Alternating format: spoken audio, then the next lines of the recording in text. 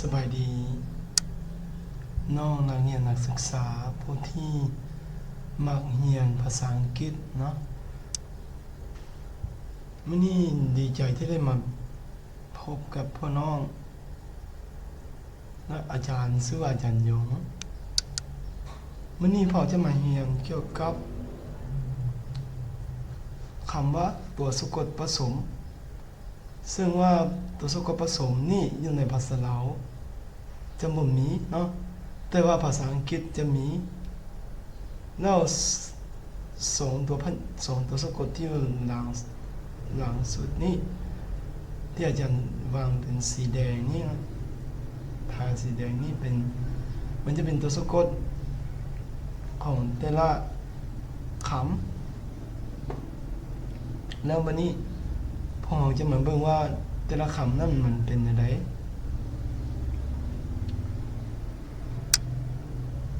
คำนี้มันจะออกเสียงว่า the ภาษาอังกฤษจะออก the แต่ว่าเวลาอ่านเขาจะอ่านออกเสียงว่า teeth แล้วมันจะแปลว่า cow สินะต่อไปคำนี้จะอ่านออกเสียงว่า ch คือเวลาเราอ่านถ้าว่าเขาอ่านตัวสะกดให้มันออกเสียงนะคือว่า ch แต่ว่าเวลาออกเสียงตัวสะกดมันจะออกเสียงว่า ch แล้วคำว่า teach เนาะ teach ตัวนี้มันจะแปลว่าสอนมันนี่คำนี้ที่แท้เลยมั้ยเขาจะออกเสียงว่า sh แต่ว่าเมื่อเขาก่อนที่เขาจะอ่านออกเสียงได้ว่า sh ตัวนี้ให้เรามาสังเกตจากคำว่า sh นะ sh แล้วมันจะอ่านออกเสียงว่า sh ได้วันนี้เรามาเบิ่งคำว่า sh ตัวนี้มันรวมเป็นคำเว้าแล้วมันจะออกเสียงยังไงเนาะคือ wash เนาะคำว่า wash ตัวนี้มันจะเป็นว่าล้างแล้วมันนี่ ws สองตัวนี้มันจะออกเสียงว่า sir มันจะออกมาเป็นคำเว้าคือ press มันนี่ถ้าว่า press ตัวนี้มันจะแปลมันถ้าว่ามันแปลมาเป็นภาษาเราคือจะกดตัวนี้มันจะคือว่าคำว่ากดคือเวลา print เอกสารมอหรือว่าเรา print หรือว่าเรากดใส่โทรศัพท์มอแบบนั้นกดไปค้นหาอย่างนั้นนะแล้วเรากดใส่ในมาภาษาอังกฤษก็ต้องใช้คำว่า press ต่อไปคำว่า st เนาะ st ตัวนี้แล้วภาษาอังกฤษถ้าว่าเอามาเป็นคำเว้าแล้วมันจะเป็นคำว่า fast เนาะคำว่า fast ตัวนี้มันจะแปลว่าไวคำต่อไปก็คือ sk เนาะคือเวลาออกเสียงคือ s นอกจาก k นี่เราต้องออกเสียงว่า k มันนี่ผสมกันมันนี่เอาส่งตัวอักษรมาผสมกันเราจะอ่านออกเสียงว่า sk นะมันนี่ a ตัวนี้จะออกเสียง r มันนี่ ask คำว่า ask ตัวนี้มันจะแปลว่าถามต่อไป r l เนาะมันนี่เขาจะออกเสียงว่า เนาะมันนี่ตัวคำเว้าของมันผสมใส่กันเราจะอ่านออกเสียงว่า girl คำนี้มันจะแปลว่าผู้หญิงหรือว่าแม่หญิงเนาะผู้หญิงเสร็จแล้วมันจะแปลว่าผู้หญิงแต่ว่าอาจารย์ได้เขียนสมมุตินี้ว่าหญิงเนาะที่แท้เป็นผู้หญิงเสร็จแล้วมันนี่คำว่า act เนาะคำนี้คำว่า act หรือนี้มันนี่มันจับมันเป็นคำเว้าก็คือ act คำนี้มันจะอ่านออกเสียงว่า act เมื่อคำว่า act ตัวนี้มันจะเป็นมาเป็นภาษาเราก็คือ ปฏิบัตินะต่อไป R S T ตัวนี้ตัวสะกดตัวนี้มันจะอ่านออกเสียง rest นะมันนี่คือเวลาเราอ่านเวลาเราจับมันใส่เป็นคำศัพท์นะแล้วมันจะอ่านออกเสียงว่า first ถ้าว่ามันเป็นภาษาเราคือทำ it ทำ it หรือว่าทีหนึ่งนะทีหนึ่งหรือว่าทำ it นะต่อไปนั่นคำนี้คำว่าตัวนี้ ck ตัวนี้มันจะออกเสียงคืออันนั้นแล้วเมื่อมันมาผสมกับมันเป็นคำเว้าแล้วมันจะเป็นออกเสียงว่า back ตัวนี้มันจะแปลว่ากลับคืนต่อไป l ตัวนี้มันจะออกเสียงนะวันนี้เมื่อมันผสมกับสระแล้วก็พยัญชนะแล้วมันจะออกเสียงว่า will คำว่า will ตัวนี้มันจะแปลว่าจะเฮ็ดบ่จะไปบ่หรือจะช่วยบ่จะสอนบ่จะเรียนบ่อันนั้นเขาจะใช้คำว่า will แล้วมันจะแปลว่าจะตัวนี้เนาะต่อไป lk ตัวนี้มันจะเอาเสียงว่า lk แล้วเมื่อคำว่า lk ตัวนี้เมื่อมันผสมกับคำเว้าเนาะเมื่อส่งตัวสะกดผสมตัวนี้มันผสมกับสระแล้วก็พยัญชนะตัวนี้มันจะอ่านออกเสียงรวมกันก็คือ talk นะคำว่า talk ตัวนี้มันจะแปลว่าสนทนานะบัดนี้พวกเราจะมาสังเกตดูว่าขั้นนี้เป็นขั้นที่2ตั้งใจฟังนะเมื่อพอรู้ว่าตัวสะกดมันออกเสียงใดแล้วพอจะมาสังเกตดูว่าพยัญชนะผสมกับสระแล้วก็ผสมกับตัวสะกดแล้วคำว่ามันจะออกใดให้พอมาสังเกตดูมันนี้คือที่ตัวนี้จะออกเสียง t ตัวนี้จะออกเสียง เลยแล้วตัวสะกดตัวนี้มันจะออกเสียง t วันนี้อ่านรวมคือ teeth แล้วมันจะออกเสียงแปลมาเป็นภาษาเราคือกับคำว่า cow เนาะต่อไปทีตัวนี้มันจะออกเสียงคือตัวทับอิดนี่คือกันคือ t เนาะวันนี้ ตัวนี้มันจะออกเสียงว่า แล้วแต่ว่า ตัวนี้มันจะไม่ออกเสียงแล้ววันนี้เอาจะออกเสียงว่า t วันนี้เฮาพยัญชนะผสมกับสระคือ t มันผสมกับตัวสะกดคือ ch แล้วมันจะออกเสียงว่า teach แล้วคำว่า teach ตัวนี้มันจะมาแปลว่าสอนนะคำต่อไปคือสะกดตัวผสมนี่มันอยู่หลังพี่ว่าจะใส่สีแดงเนาะอันนั้นทาสีแดงใส่มันนี่ W มันจะออกเสียงว่า w มันนี่ A ตัวนี้มันจะมาออกเสียง A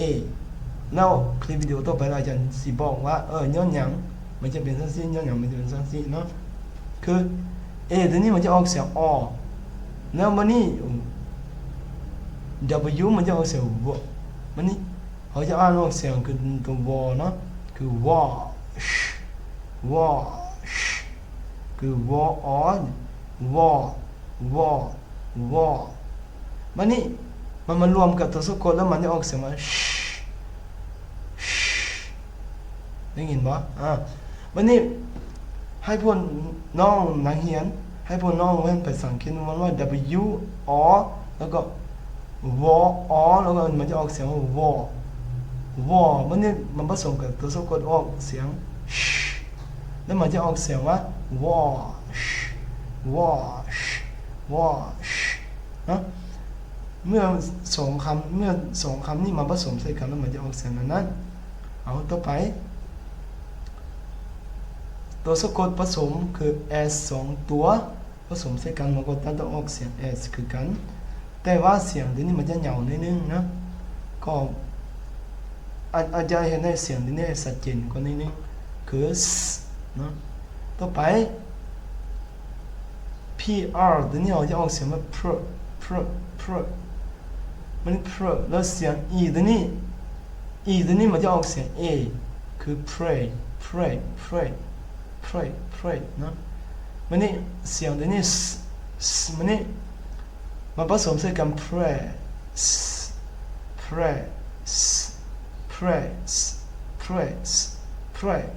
นะมันนี่คำว่า pray ตัวนี้มันจะแปลว่ากดแล้วแต่ละคำของมันก็จะมีคือกันให้ผมมาสังเกตตัวต่อไป F ตัวนี้ออกเสียงคือตัว for คือเนาะคือเวลาเป่าไฟหรือเอาดังไฟแล้วไปเป่าเอาใส่ลมของเป่าใส่ไฟคือคำว่าเนาะแล้ว A ตัวนี้มันจะออกเสียง R A ตัวนี้มันจะออกเสียง R แล้วก็ฟาตัวสะกดตัวนี้เมื่อกี้อาจารย์สอนคำว่า st ไม่มาวันนี้เอามาว่าคือฟา st วันนี้เราคำนี้มันจะอ่านรวมกันไวๆเลยแบบใส่เป็นคำนึงไม่เอามาผสมเสร็จให้มันเป็นคำว่าวเนาะมันจะออกมาเป็นคำว่า fast นะคำว่า fast ตัวนี้มันจะเป็นอยู่กองที่เราพน้องอาจารย์เห็นแล้วนะต่อไปคือคำว่า sk แล้วเสียง A ตัวเสียงของ A ตัวนี้มันจะออกเสียง R แล้ว R ตัวนี้มันจะอ่านออกรวมไปกับตัวสะกดผสมแล้วมันจะอ่านออกเสียงว่า ask แต่ว่าใ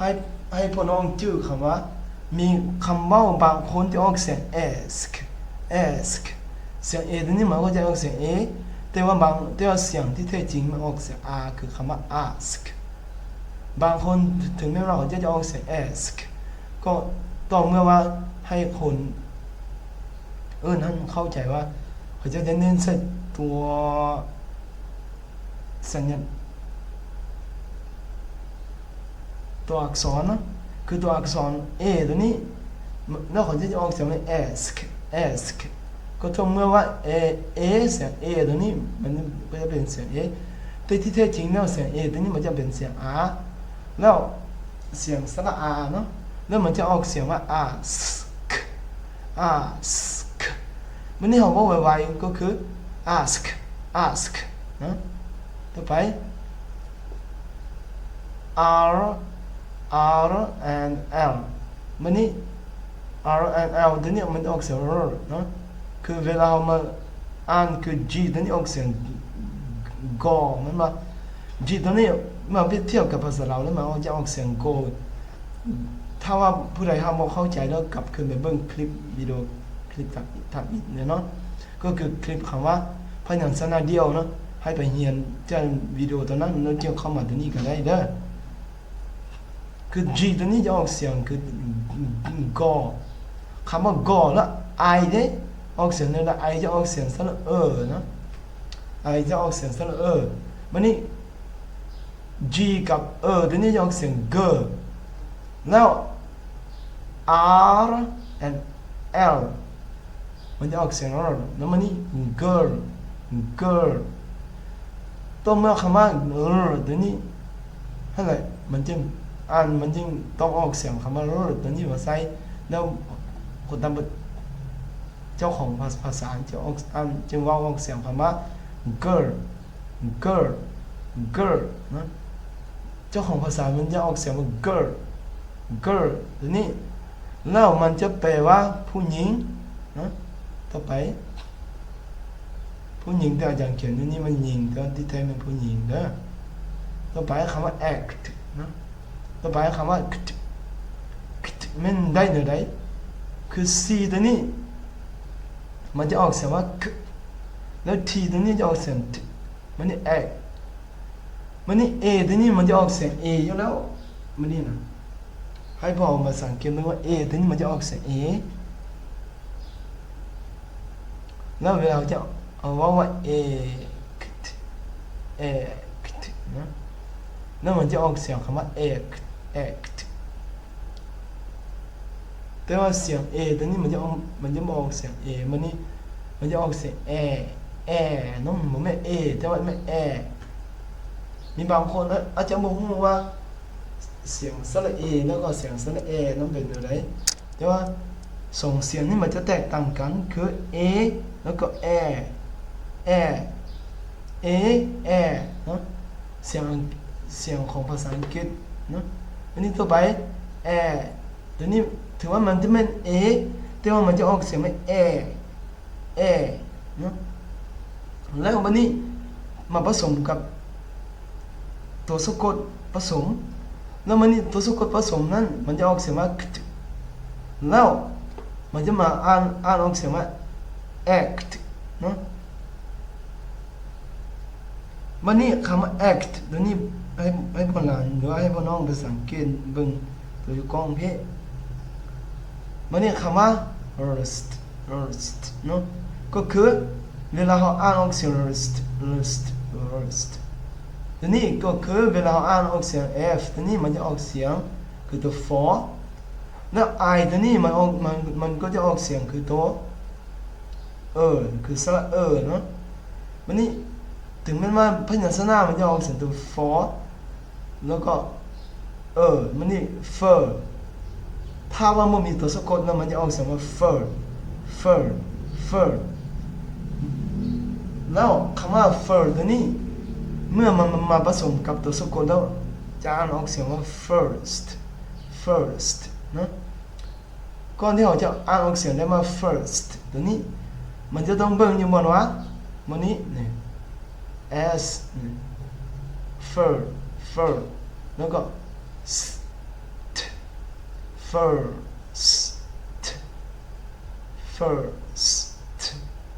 ทีนี้แล้วมันจะออกเสียงที่ชัดเจนเวลาออกเสียงเวลาเว้าอย่างคนต่างประเทศเขาจะจริงเข้าใจก็ต้องไม่ว่าเขาต้องออกเสียงตัวสะกดเนี่ยให้มันตรงกับพยัญชนะได้ตรงกับสระเนี่ยเนาะต่อไปคือตัว b ตัวนี้จะออกเสียงมันbเนาะแต่ว่าเวลาเว้าแล้วเท่านั้นคือ a แล้วก็ b เสียง a ตัวนี้มันจะออกเสียง a แล้วมันจะออกเสียง คือตัวเมื่อกี้นี่อาจารย์อธิบายไปคือ act เนาะ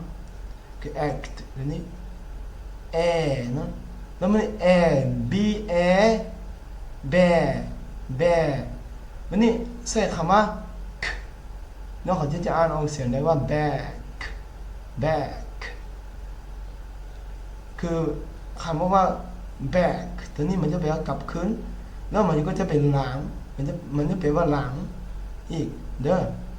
เป็นอะไรนะให้ไปศึกษาเพราะว่าคำว่า back ตัวนี้มันจะแปลว่ากลับคืนแล้วก็มันจะแปลว่าหลังอีกแล้วให้พ่อน้องให้ไปศึกษาอีกเนาะมันจะไปได้หลายคำเด้อต่อไปคำว่า w ตัวนี้มันจะออกเสียงคือตัว w แล้ว i เนี่ยมันออกเสียงคืออะไร i ตัวนี้มันจะออกเสียงคือตัว e เนาะเสียงสระ e เด้อตัว i ตัวนี้เด้อมันเนี่ยคำว่าคำนี้แล้วเสียงสระ i มันจะเปลี่ยนมาเป็นเสียงสระ e ถ้าว่าเป็นอะไรนั่น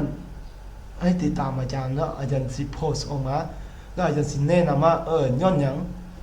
สระของมันจะออกเป็นนั่นสิเนาะให้ติดตามไปคลิปวิดีโอต่อไปอาจารย์จะอธิบายให้คือคำนี้มันจะอ่านออกเสียงว่าวออีแล้วก็ v มันบอกมันนี่คำนี้อ่านออกเสียงว่า v w i ตัวนี้มันจะอ่านออกเสียงว่า v มันนี่ w l ตัวนี้เด้มันจะอ่านออกเสียงอะไรมันจะอ่านออกเสียงว่าเนาะแล้วมันนี่ will ต้องเมื่อมาอ่านออกเสียงนำหลังน่ะก็ย้อนว่ามีตัว l ตัวนี้มี w l ตัวนี้แล้วมันจะอ่านออกเสียงว่า will เมื่อพออ่านออกเสียงแต่ละคำก็คือ w i ตัวนี้มันจะออกเสียง e เนาะแล้วมันนี่ v แล้วก็เติม w ใส่แล้วก็ will มันนี่ถ ถ้าว่าเขาว่าไวๆเด้มันสิว่าออกเสียงใดให้ผมมาฟังอีกทีนึง will will นะเอาคำต่อไปทีตัวนี้มันจะออกเสียงนะแล้วมันนี่ a ตัวนี้เด้มันจะออกเสียงใน a ตัวนี้มันจะออกเสียงสระอนะคือทอถ้าเราเอาสระมาผสมกับพยัญชนะแล้วมันจะออกเสียงว่าท่อคือส่งตัวดำๆส่งตัวอักษรที่ดำๆตัวนี้คือท่อแล้วมันนี่ลึกนะคือคำว่าลึกนะสะกดคำมันไม่ออกมาผสมกันแล้วก็ท่อมันนี่ออกมาผสมกันแล้วมันจะมาเป็นอะไรให้ผมไปเบิ่งกันนั้นเบิ่งคำว่าท่อมันนี่เอาว่าไวๆเด้มันเอามาผสมให้มันแน่นกว่าเก่านะแล้วมันสิว่าอะไรคือท่อแล้วตัวเปมันจะเปอยู่กองพี่น้องถ้าว่าพ่อหลานมันเบิ่งคลิปวิดีโอคลิปนี้แล้วพ่อน้องมันเบิ่งคลิปวิดีโอคลิปนี้แล้วมันมีบทเรียนสำคัญหลายให้พ่อน้องหรือพ่อหลานก็ช่วยกดติดตามอาจารย์แน่แล้วอาจารย์ใส่แล้วก็ถ้าว่ามันมีบทบาทสำคัญให้พ่อหลานหรือว่าพ่อน้องนักเรียนนักศึกษาผู้ที่มากเนาะแล้วเบิ่งว่าคลิปวิดีโอของอาจารย์นี่มีค่าหรือว่าอาจารย์สอนเป็นอะไรนั้นให้พ่อน้องไปเขียนคอมเมนต์ใส่กล้องคลิปวิดีโอคลิปนี้แล้วเป็นอะไรแล้วอาจารย์ซีมาแนะนำเติมวันนี้อาจารย์ซีเปิดคลิปว่าอาจารย์สิอธิบายคลิปนี้คลิปต่อไปแม่นอย่างนะให้พ่อมาสังเกตเบิ่งจุดนี้แล้วก็จุดนี้อย่างไรจุดอยู่แล้วพ่อยังจะได้ไปศึกษาอีกแล้วถ้าว่าผู้ใดหากสนใจอยากรู้ว่าอาจารย์ย้อนหยังสระมีแต่ a แล้วมันจะออกเสียงออกเสียง a แล้วมันจะออกเสียงนั่นสิสั้นๆย้อนหยัง e มันต้องออกเสียง e แล้วมันก็จะออกเสียง a แล้วก็ a อาจารย์คือว่า i มันต้องออกเสียงอีกแล้วมันต้องออกเสียง e อีกอาจารย์ย้อนหยังแท้ i แล้วมันจะออกเสียง i ตัวนี้อาจารย์จะอธิบายนำหลังเพราะว่าสิ่งที่พ่อเรียนไม่นี่มันจะมีแต่เท่านี้เนาะวันนี้พี่น้องหรือว่าพ่อนักเรียนนักศึกษาผู้ที่สนใจคลิปวิดีโอของอาจารย์ก็ช่วยกดติดตามอาจารย์แน่และช่วยแนะนำให้หมู่เพื่อนของพ่อน้องหรือว่าของพ่อลูกพ่อหลานได้มาศึกษาเรียนรู้นำกันแล้วก็แนะนำให้เพื่อนช่วยกดติดตามอาจารย์แน่และช่วยกดไลค์กดแชร์ไปให้หมู่เพื่อนผู้ที่มาเรียนผู้ที่มาภาษาอังกฤษเนาะและอาจารย์อาจารย์ยงสุดท้ายนี่อาจารย์ยงขอให้ทุกคนมีสุขภาพเข้มแข็งและเรียนเก่งบอกภาษาอังกฤษให้ชัดเจนขึ้นผู้ต่อไปเนาะขอบใจ